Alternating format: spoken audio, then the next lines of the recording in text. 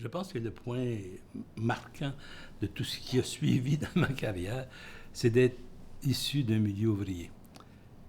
C'est particulier de dire ça, mais ça s'est passé à une époque durant la guerre.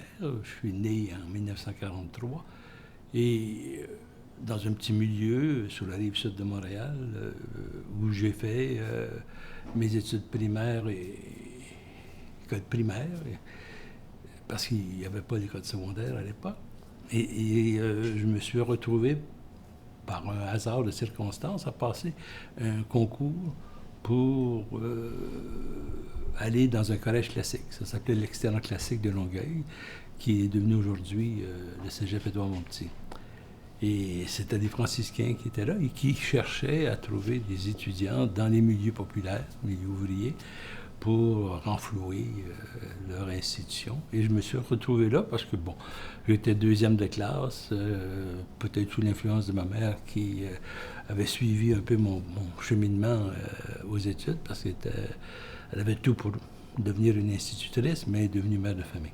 Et c'est le curé, à l'époque, qui a influencé mon père pour que je me retrouve un jour à l'Externat classique de Longueuil, où j'ai commencé à faire des études classiques.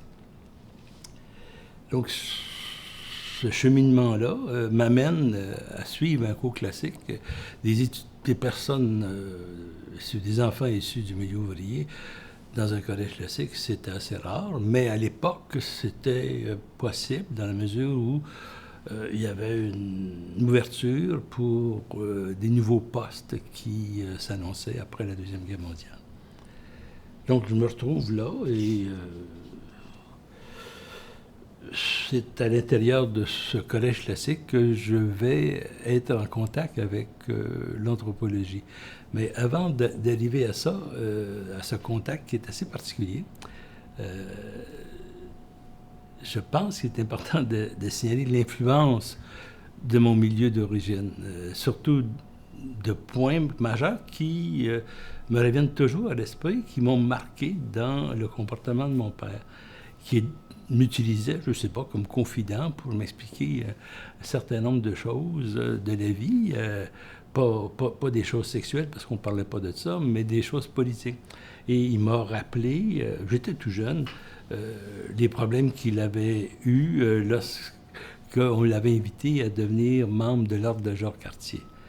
L'ordre de Jacques-Cartier, c'est un ordre assez spécial, créé à partir de l'Université d'Ottawa à l'époque, qui s'est éradié sur l'ensemble du Québec et qui était un ordre secret.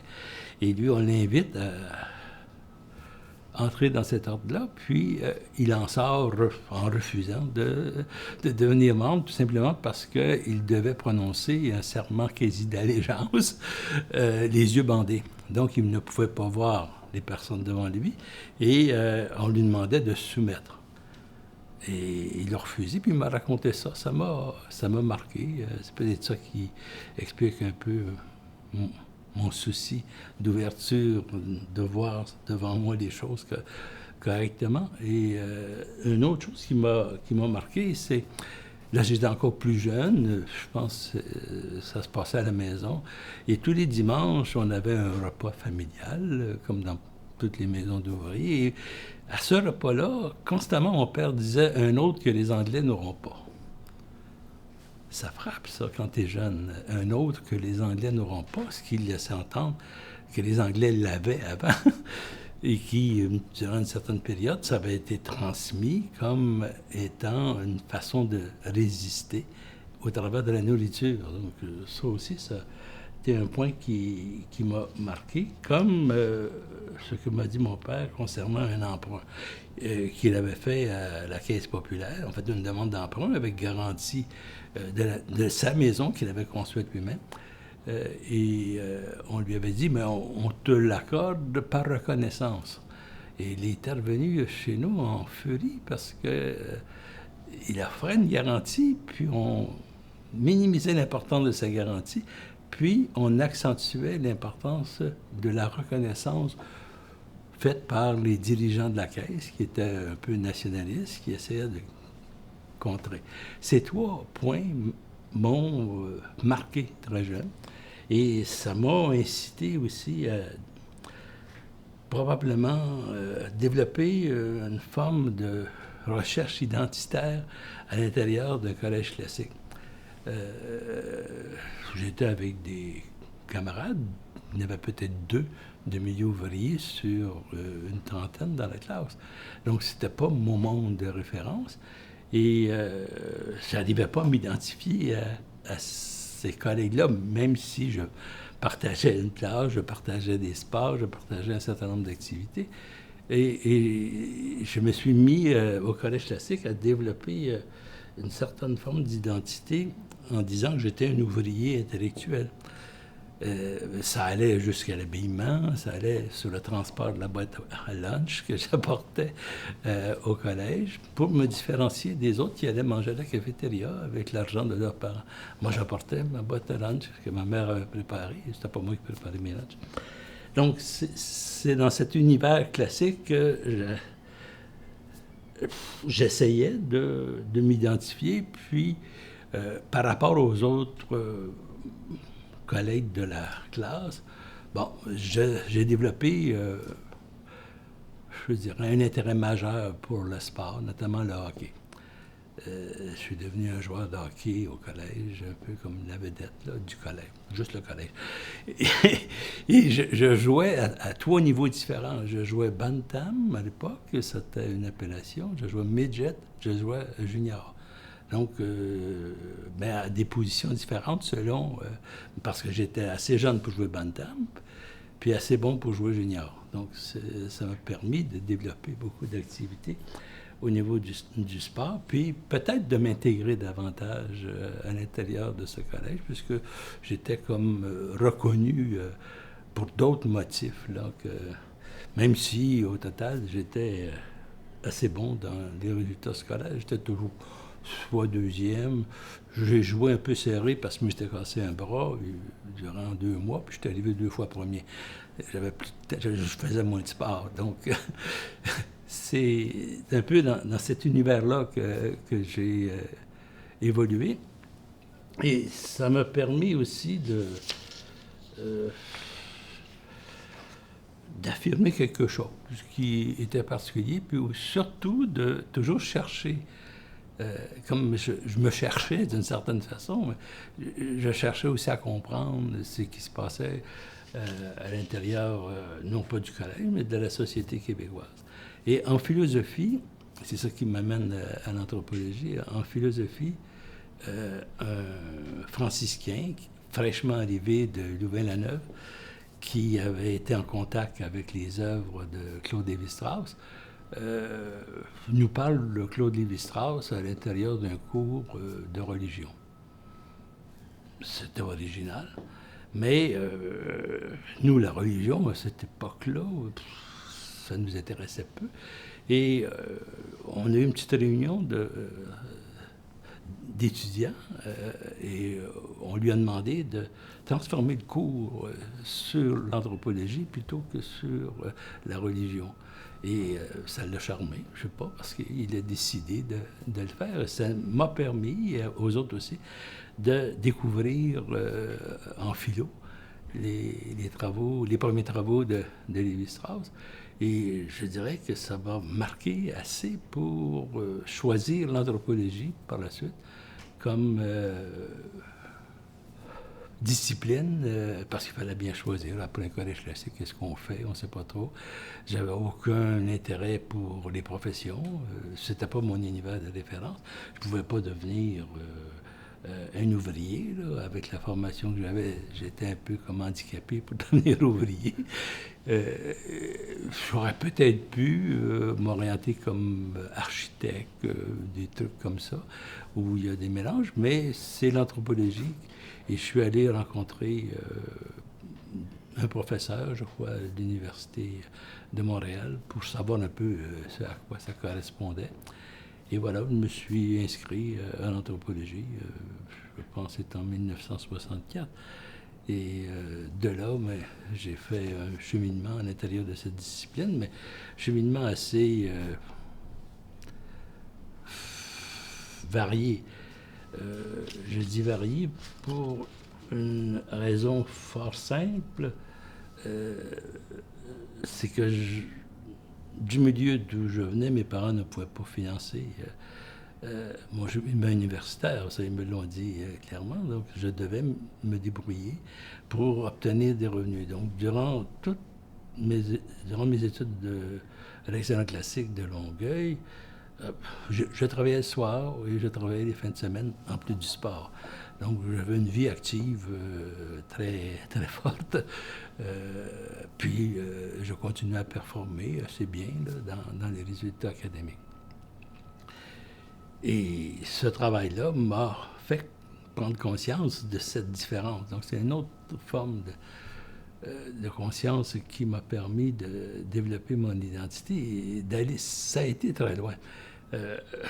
À la fin de mes études classiques, il y avait une espèce de cérémonie de remise de prix aux étudiants de Philo 2 là, qui venaient de terminer. Et mon père a décidé de venir. Mais je lui avais demandé au préalable de ne pas donner d'argent au Collège classique pour la distribution des prix. Parce que je soupçonnais qu'il y avait un lien entre l'argent donné par les parents et l'obtention des prix par les étudiants. Je suis le deuxième de classe. Pas le premier, mais proche du premier. Et dans plusieurs champs, je suis parmi les premiers. Le premier. À la distribution des prix, mon père, qui n'a pas donné d'argent, est à côté de moi, puis on écoute. Et je n'ai aucun prix. J'ai reçu aucun prix. C'était la preuve pour moi de toute la hiérarchie qui existait. Et le dernier de classe, ou l'avant-dernier, je ne veux pas trop le qualifier à la négative, dont le père était un entrepreneur majeur qui donnait beaucoup, a reçu 17 prix. Pour toutes sortes de motifs qui n'avaient rien à voir avec l'activité académique.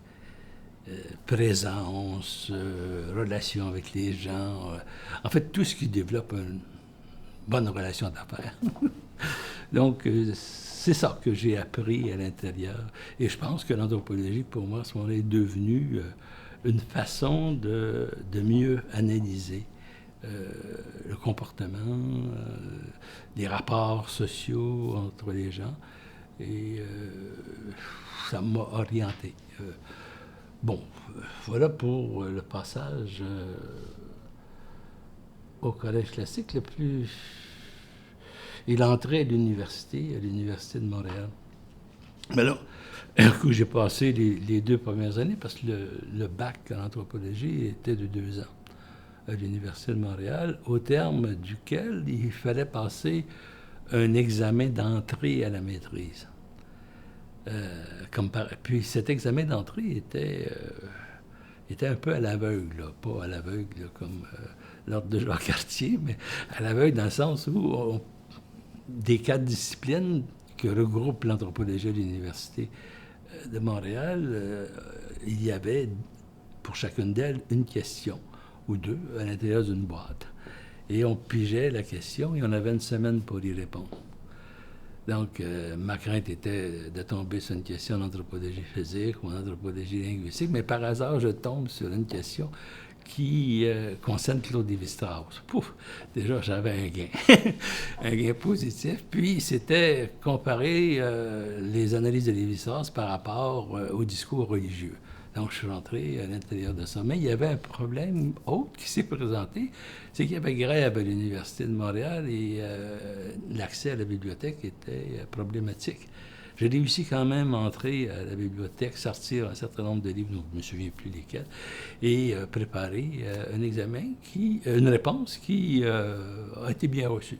Donc, ça m'a permis d'entrer à la maîtrise, mais aussi, lorsqu'on entrait à la maîtrise, il fallait l'été, avant l'entrée, avant les premiers cours, faire un terrain. Oups!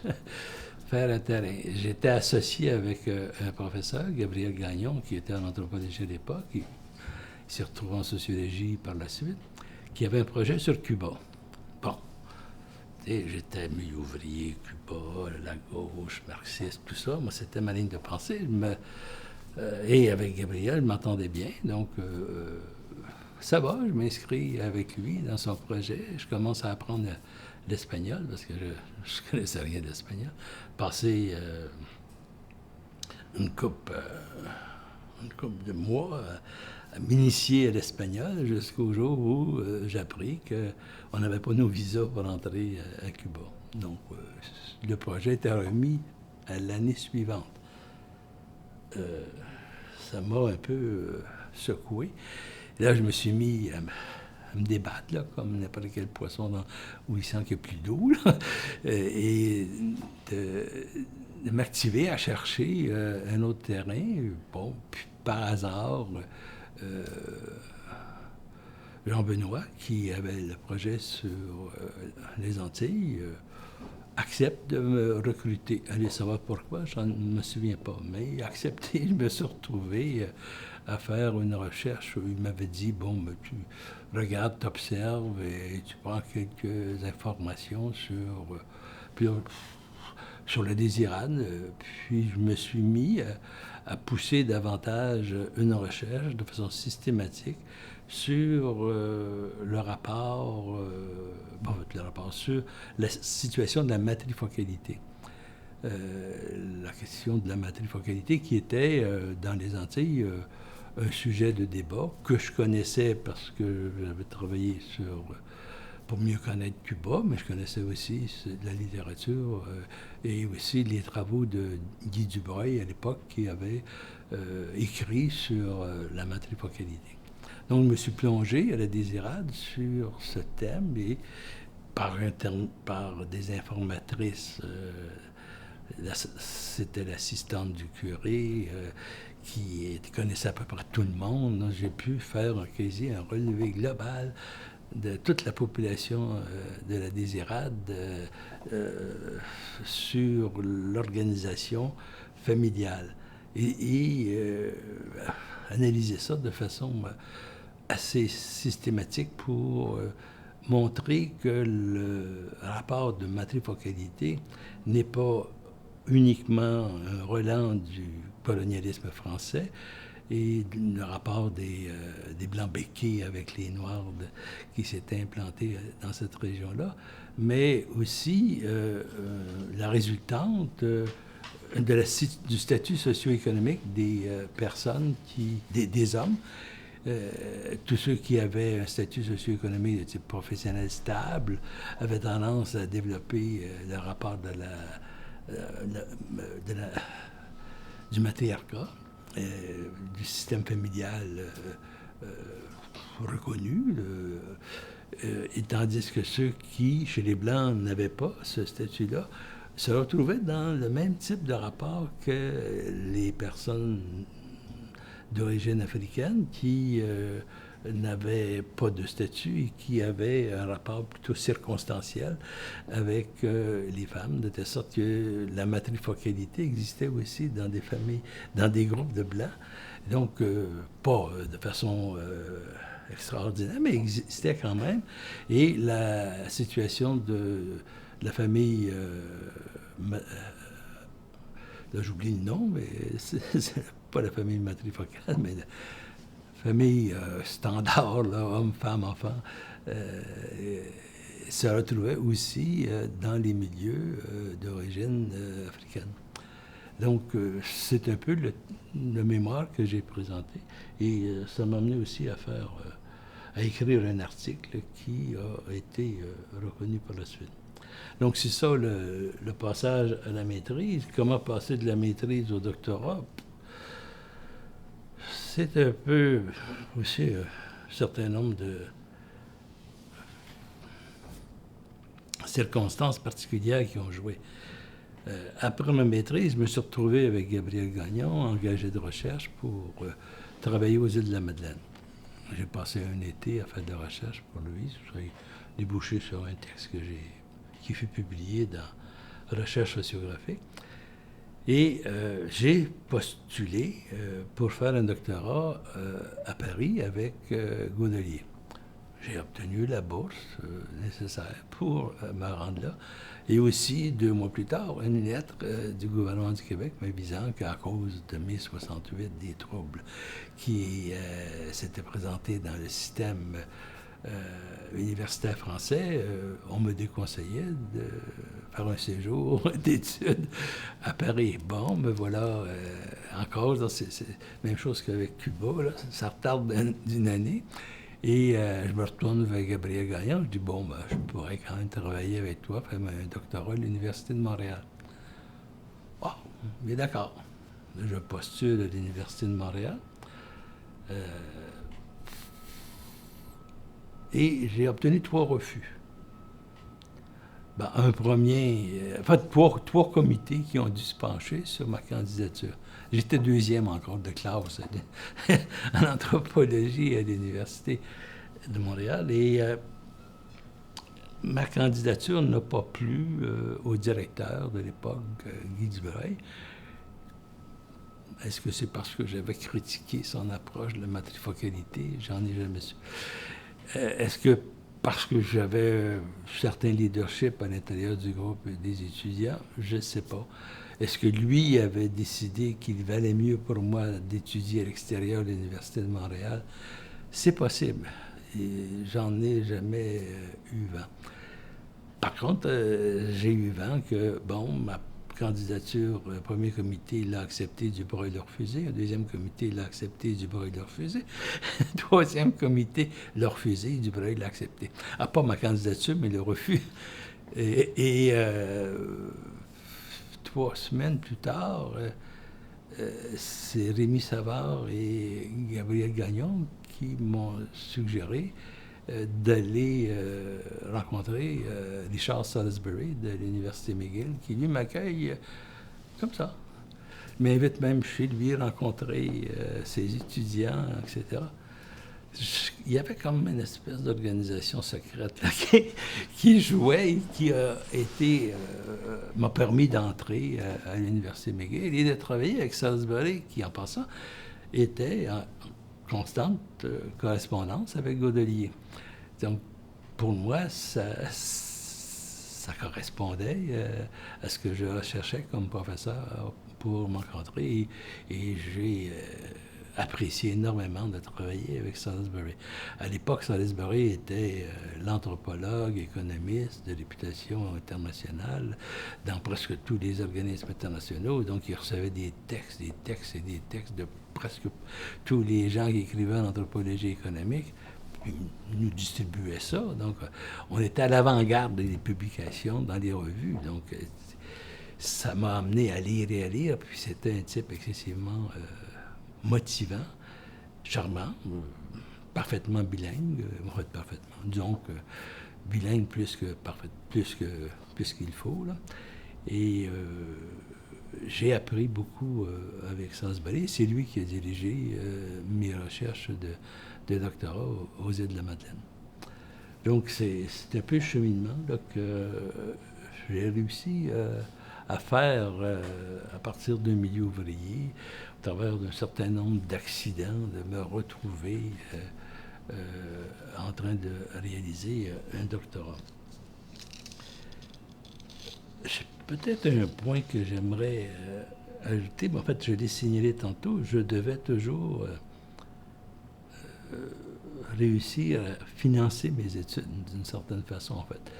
J'ai demeuré chez mes parents jusqu'à l'âge de 22 ans, mais il restait que je devais m'occuper de toutes mes dépenses, donc de travailler.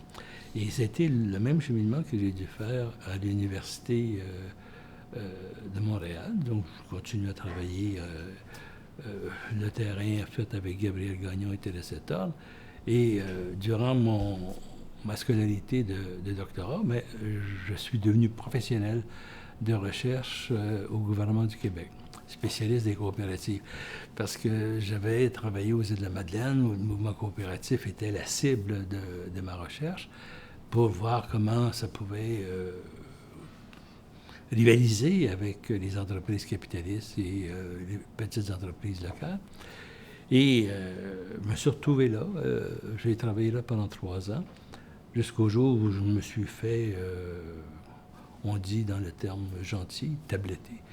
Dans le sens que tu es là, mais tu ne fais plus rien, on ne te donne plus d'activité à réaliser. Et c'est à ce moment-là que j'ai cherché, et on m'a même trouvé un poste à l'Université de Montréal comme professeur, suggéré par le directeur de mon unité au gouvernement, qui voulait vraiment se débarrasser de moi parce que j'étais devenu un peu trop critique à l'intérieur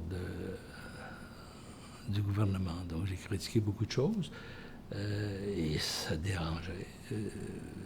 Ça ne correspondait pas du tout à ce que recherchaient comme conseiller auprès des coopératives les dirigeants du gouvernement du Québec dans cette unité spéciale. Donc j'ai travaillé là pendant 3 ans, puis l'Université de Montréal, j'y ai fait adieu dans le sens que je n'ai pas postulé au poste qu'on m'offrait et j'ai postulé à l'Université Laval. C'est de même que je suis entré dans un contexte où l'Université Laval était à la recherche de plusieurs professeurs et je pense que tous les professeurs à cette époque ont grossi rapidement les effectifs.